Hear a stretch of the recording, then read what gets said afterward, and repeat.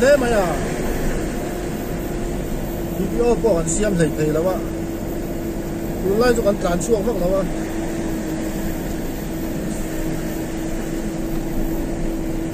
họ chân ni trang khăn hoa rồi suốt giờ sẽ là mày với anh chú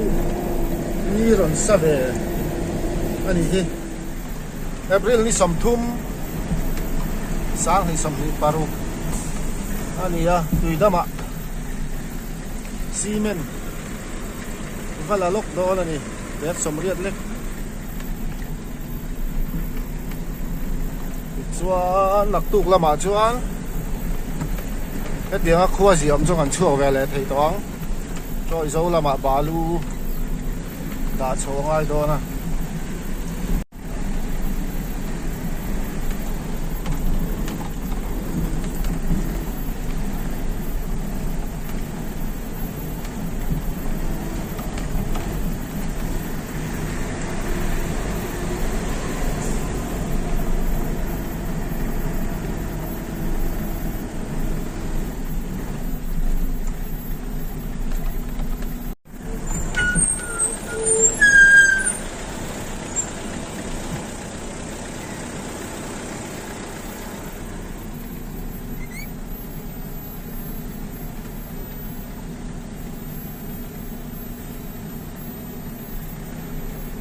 hay là hàng cụ vả để làm lên à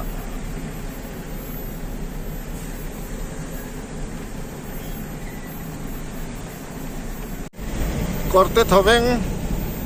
cú lại không cort thoveng nào mà corte thoveng có mình bút chân anh phụa chân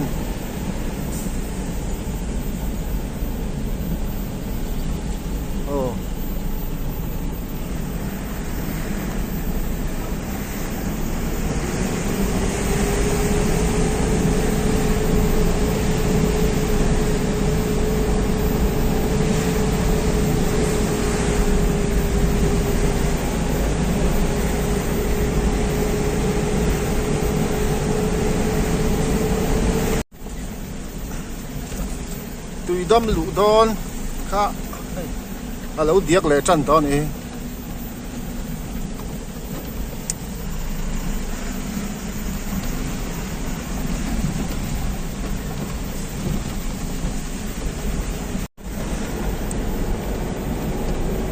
tùy đâm cần lũ ta con hạc râu về lần này mẹ thấy vào lúc pura vậy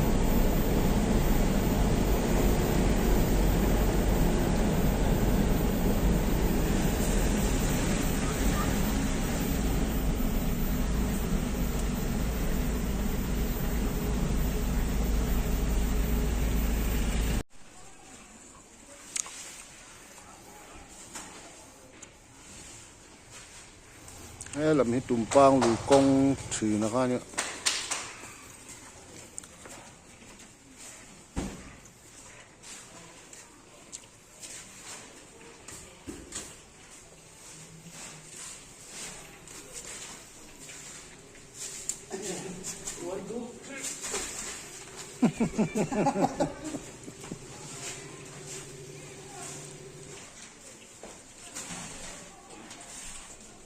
háo tặc về khu ghé mày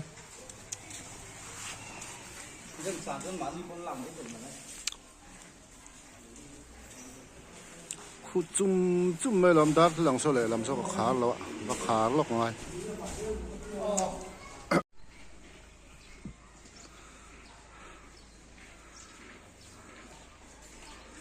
lọt dầu chép tông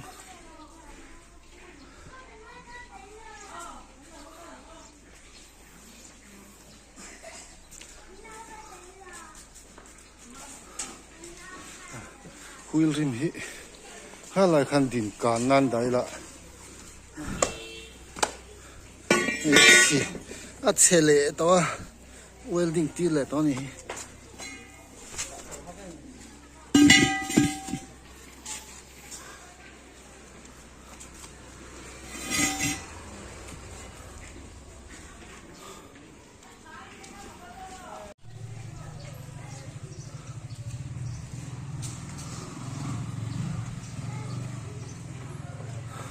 ta han lon rồi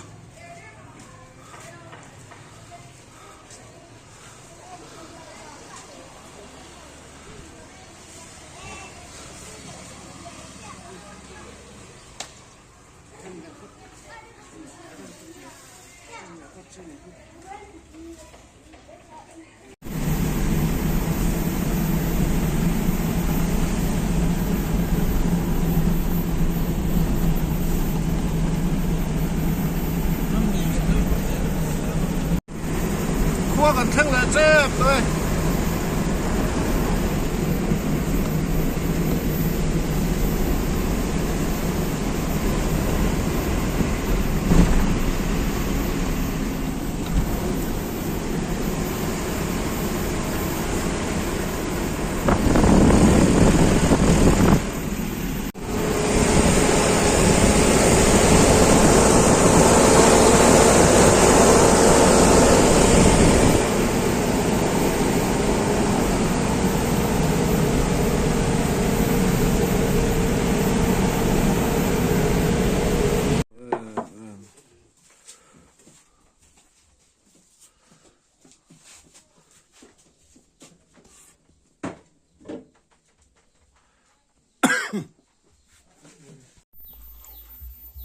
bazar cái bao nhiêu phao buông mồn gần thang lại ta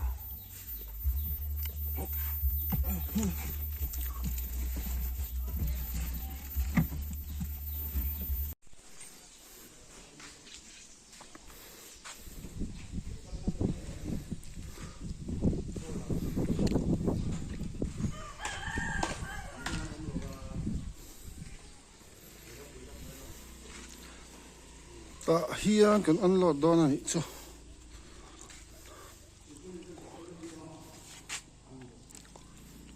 hol chung à hen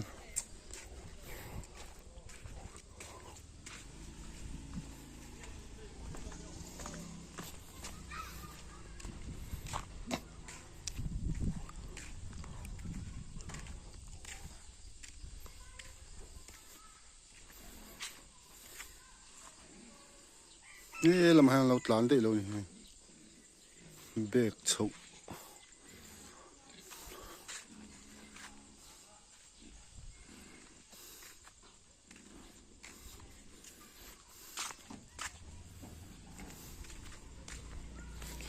dẹp về đâu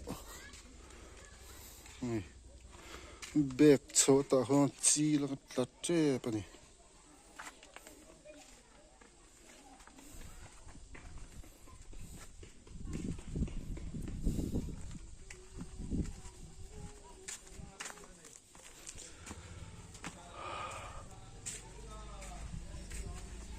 bẹc sầm quá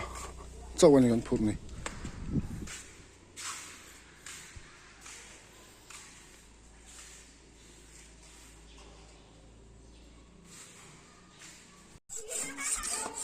xi men ăn lọt ngã chu bên mà dân liền đây là cái này nhà vi xi về xi chính bùi hang mình in tiền nó pon ăn nó sang pon sao đâu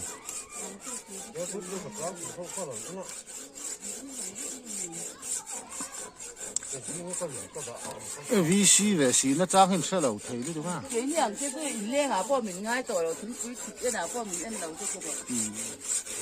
Thì cái là ngay là bây giờ cà phê rất thôi.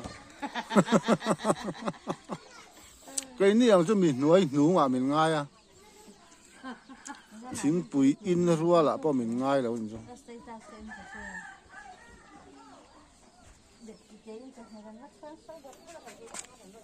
Nó mà nán phá ra ba, nó còn khó như thế. Khi đặc hiện car,